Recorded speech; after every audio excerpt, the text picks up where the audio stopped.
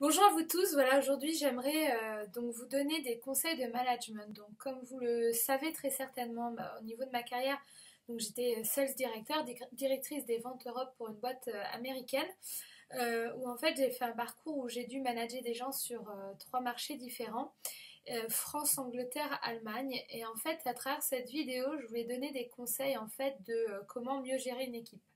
Alors, mieux gérer une équipe, c'est déjà s'écouter soi et se comprendre soi en tant que manager. C'est-à-dire quel type de manager je suis, quel type de personnalité j'ai, quel type de communication j'ai, et finalement comprendre nos défauts et nos qualités.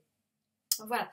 Qu'est-ce qui peut ou pas blesser les gens dans notre discussion avec l'autre, notre conversation, dans l'échange à l'autre. Ensuite, c'est de reconnaître quel type de profil j'ai dans mon équipe. Donc, vous pouvez par exemple faire passer des tests comme Inside Discovery, le DISC, l'énéagramme.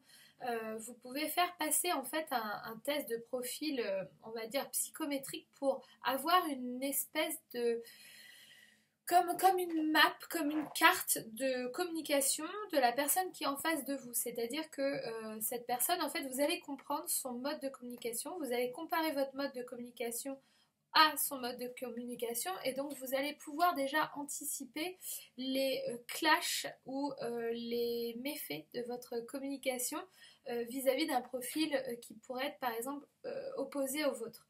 Donc le but, je pense, d'un très bon manager, c'est de pouvoir finalement, on va dire, de s'adapter au profil qu'on a en face de nous. Donc quand on est un manager, on n'est pas uniquement là pour donner des ordres, on est là également pour être, je pense, un leader, et de ce fait de pouvoir amener les autres à un objectif précis tout en les inspirant, en leur donnant en fait la confiance et leur donner euh,